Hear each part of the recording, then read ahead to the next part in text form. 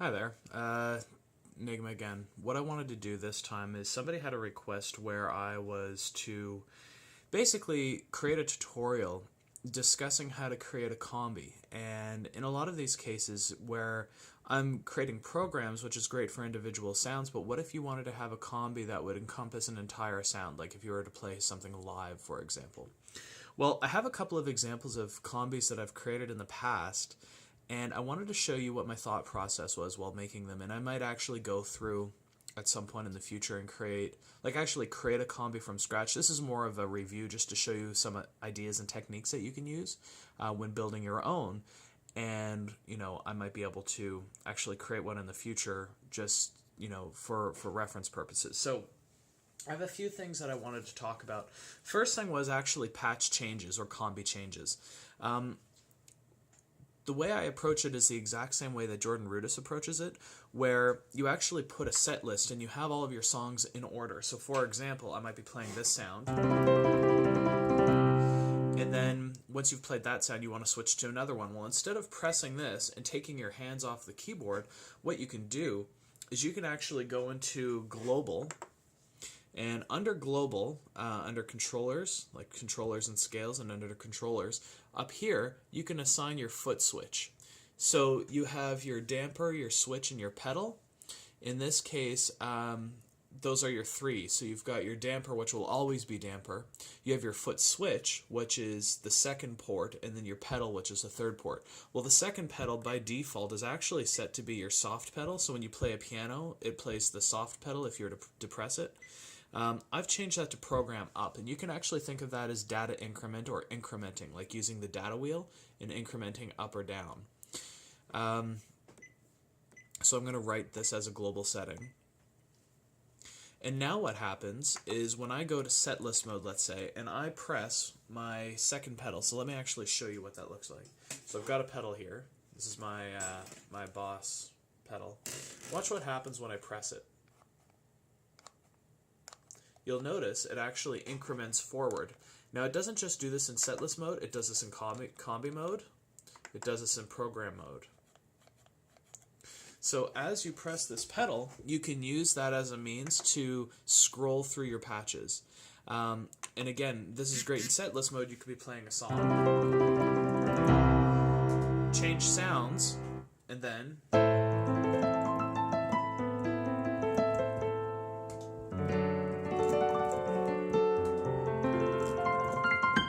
so you're just changing sounds as you kind of progress through them. That's how I prefer to approach it.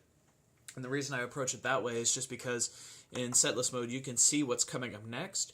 If you were to accidentally double step and go too far, you can just tap back, and you don't take your hands off the keyboard whatsoever. So you don't have to worry about, for example, changing karma scenes. So you don't have to go and press a karma scene to change it. You could actually have the same one, like the same program, just, slot A, slot B, or slot 0, slot 1. You go to slot 1, it's actually the same program, but you've chosen a different karma scene and you've saved it there, so you don't have to take your hands off the keyboard to make the change you want. It does require a little bit more planning, though. But that being said, that's how I prefer to go through my live performances, is I have a whole set list that goes beginning to end, and I might go through a couple hundred sounds, and some of them might be slight variations. It could be piano, lead sound, strings, organ, whatever. But they're in the order that I need them for that evening. Now, when it comes to doing layers, I have a couple examples of things that I wanted to discuss. So, layering and velocity are two big things when it comes to creating combis. So, layering is just where in the keyboard do you have sounds assigned. So for example, you can see here I've got 4 sounds or 4 layers that I'm currently using. I've got a layer assignment here, which is this. I've got a second layer here, which is my middle sound. I've got a bass sound here.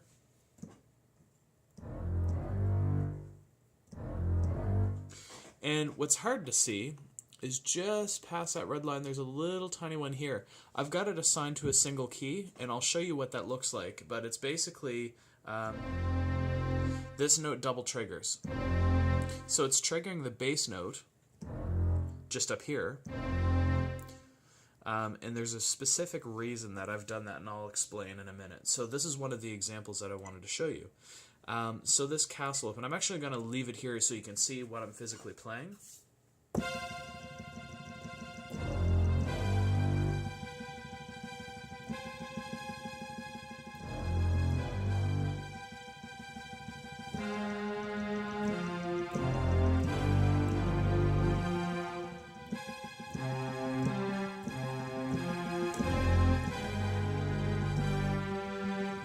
Okay, so what I'm doing is basically, what happens is the actual melody, it's a 3-part section. So the one section's going, okay, one part's going, and then there's the other part. Now the problem is that there's a span that's too wide for one hand where it goes, right? So this C note here, it's too high to play from, F to C. I'm not, Rachmaninoff, who apparently could do that. I can't. So what I needed to do was I needed to assign this note to play both the melody, which was part of this layer, but also play the low note that I couldn't reach with my finger. So you can play the whole performance this way. Like this.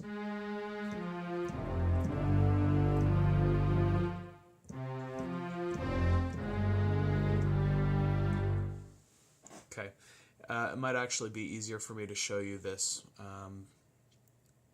but I'll digress just for the moment and say I might do another video with that. But anyway, from a performance perspective, that makes sense. There's another one that I use. It's called Bright Lights from Matchbox 20.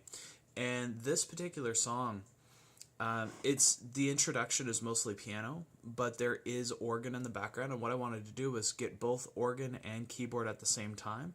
And one of the ways I had to do that was figure out what am I playing from a piano perspective.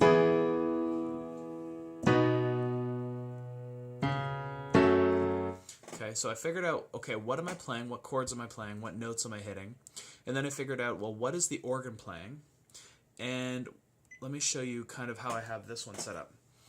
I have multiple layers or multiple zones. So I have, layer 2, 3, 4, 5, 6, 7, 8, 9, 10, 11, 12, and 13 all doing chords on the organ, and the rest of it's piano from here up. And so what that sounds like is when I play certain notes, what you'll actually hear are things like this. So that's one note.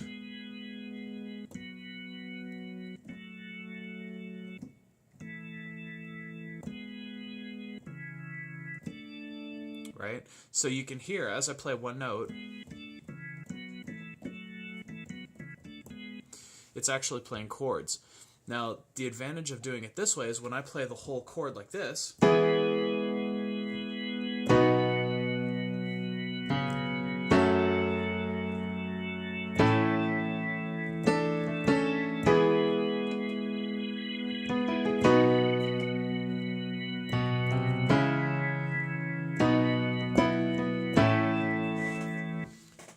so what I'm doing is I'm basically using a layer, actually using 2 layers, to trigger only on a single note.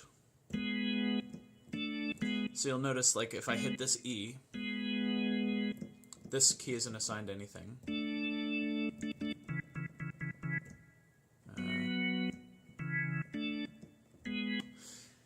By playing live, what I'm figuring out is, and this is part of the planning process that I'll talk about in a moment, is when I play live, I figure out, okay, what notes am I playing versus what notes do I want to hear? Is there any possible way that I can assign certain notes to one key? That way when I play it the way I'm supposed to, it will actually trigger that appropriate sound. And so this is another one of those examples of, I'm going to, when I play it, I'm going to assign a certain note or whatever the case may be to a particular key and have that trigger. So when it comes to something like, well, Toto Africa is a good example of, I don't have that set up yet. But that's a good example of, you'll have one zone, and if I were to just roughly kind of sketch it out in terms of a plan, I might have a particular zone on the keyboard that is the brass. I might have another zone on the keyboard that is the flutes, and then another zone on the keyboard which is also the God, what's it called? They're like not the bells, but the mallets. So I might do something like this, where I might have brass assigned to a certain section of the keyboard, and then I'll have the flutes and mallets. Now, in the case that they're tuned to fourths, you might need to do this.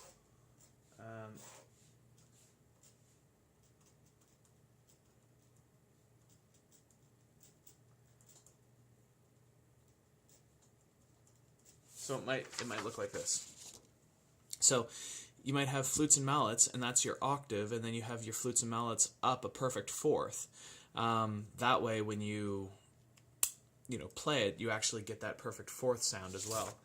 So that's just kind of an example of how I might approach the basics of that. One other thing that you want to look at is your effects routing and so on. So I think it might make sense, now that I've just discussed some of the basics, if I were to do something just like Toto's, let's see, Toto's Africa. Okay, so here's what I would do. I would I don't actually know how to play the song, so I'm just going to find the brass sound. Toto, where is it? Actually, I can do this.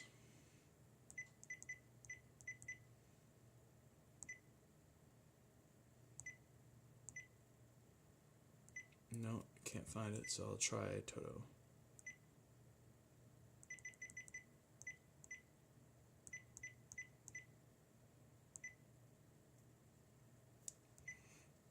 Oh, I must be searching combis here. Let's do this.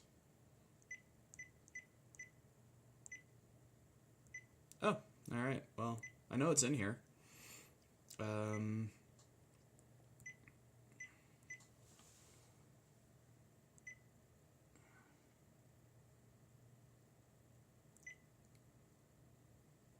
Oh, Africa Brass. Okay, fine.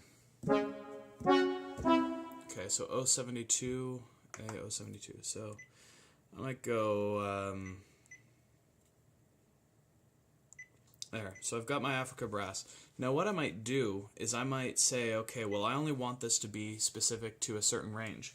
So I don't know how to play this, but I would say, let's say it goes to B up here. One shortcut that you can use for when you're creating combis and you're deciding where stuff has to go, you can press and hold Enter and tap the key that you want it to be assigned to, and you'll see it automatically changes. I mean, you can also do stuff like click on it and then move it up and down like this, and you'll notice it changes that way. But also by hitting Enter and then tapping the note, it'll actually do the same thing. Now this puts the brass in the left hand. I don't know how to play it, so that's fine. Something you'll also need to do is effects, but we'll talk about that in a minute. Now the other thing that I might do is I might go to another layer, and maybe I'm trying to make this the wooden sounding mallet kind of sound on the right hand. I might need to assign that in fourths. So I might look for a particular mallet sound. Actually, it's probably easier to search by category.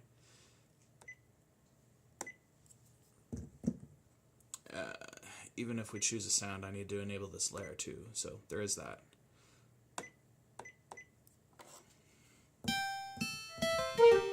Okay. So let's find a mallet that would hopefully work.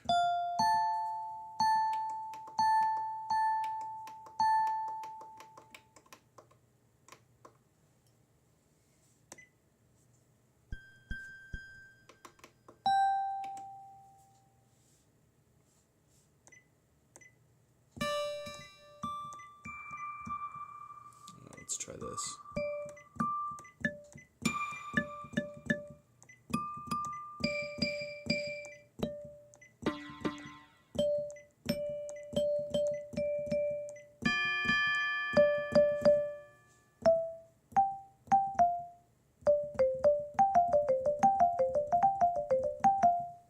let's go with that one. Now, we know it's tuned to a fourth, right? So we know it's a perfect fourth. So what I'm going to do is I'm going to grab another layer, do the exact same sound. So this is user D004. Okay, so I'm going to make another one. I'm going to enable the layer. And under the pitch, I'm going to bring it up a perfect fourth, which is, I think, what, 6? 7? Nope. There we go. Again, don't know how to play it, but I just want to illustrate the point. Whatever. Okay, so I've got, if I look at my MIDI layer zones, now the problem is that this now extends into the brass,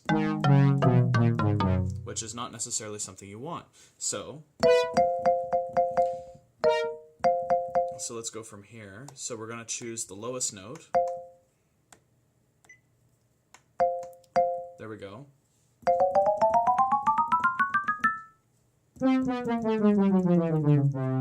Good. So now the thing is that that's really all there is to when it comes to layers. Yes, you do need to do some planning because you need to know how to play the piece in most cases first. You need to have an idea of, okay, when I play this note, what am I trying to hear? What am I expecting to see? Like what notes? What it comes down to is when you plan it, you're planning your playing versus what comes out of the keyboard. So if I'm going like, I don't know.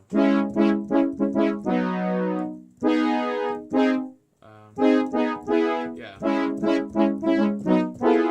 I don't know, again, whatever.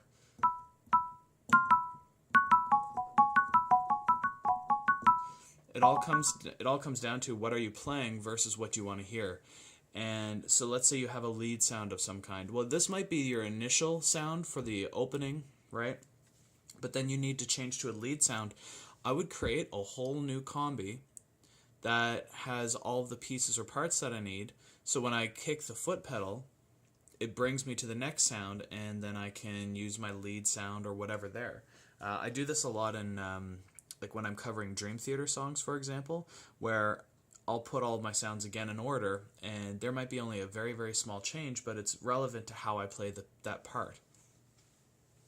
So one other thing that we do need to talk about quickly is your effects routing. So I'm going to show you kind of a quick trick for when it comes to routing your effects.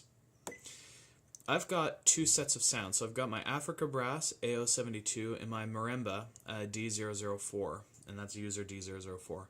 First thing I want to do, you'll notice the Africa Brass is really dry. Okay, so what I want to do is I want to actually import the insert effects from that sound. So this Africa Brass A072, when I go into my insert effects, I'm going to say copy insert effect from program A072.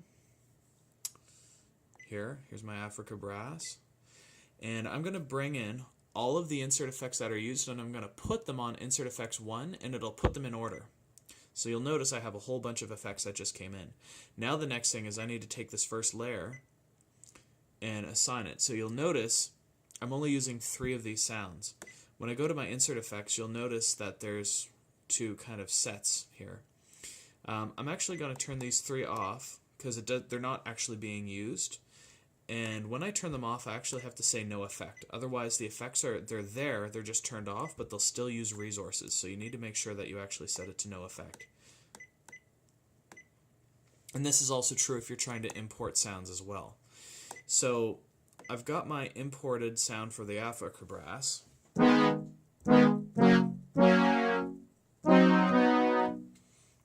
and let's just make sure it's being assigned here. Yeah, no, it looks like it's going to insert effect 1. Cool. That's good.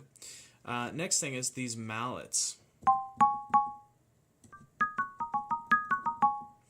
Okay, so I'm going to do the exact same thing. So these mallets, I want to go look at them, user D004. So I'm going to go to insert effect.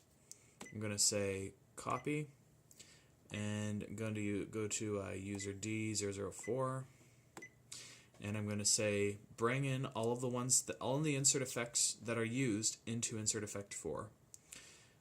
And now I need to assign these to effect 4. So because I'm using both layers, one's tuned to a perfect fourth,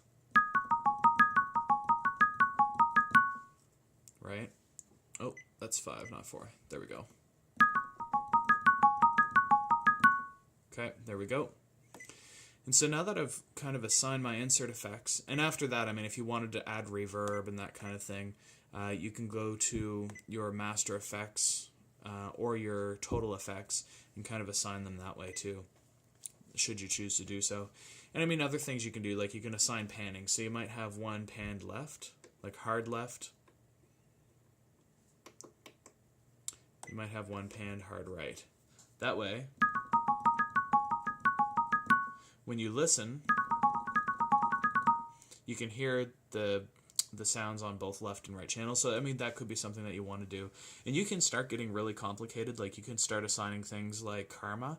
So you could have karma actually control the panning.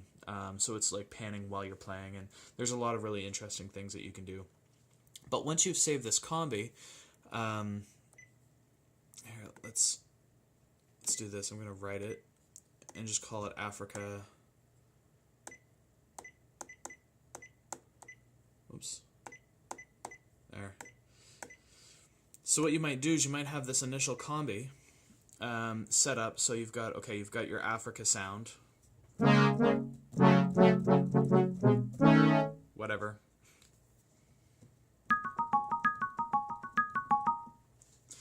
And then once you get into another part of the song, you kick the foot pedal and you go to the next combi. I double kicked it there. You go into the next combi. And that could be, you know, for your solo section or for the chorus or for the next verse or whatever. And you continue from there. So that all being said, those were some of the main kind of basic topics that I wanted to discuss. But that being said, if you do have any specific questions, please feel free to reach out and let me know. If somebody has a combi that they'd like to see me make, I'd be happy to go through and, you know, actually go through the process. But I, at the very least, just wanted to discuss what some of the ideas or thought processes are when you're actually building a combi that's going to be used for live performance. Thanks.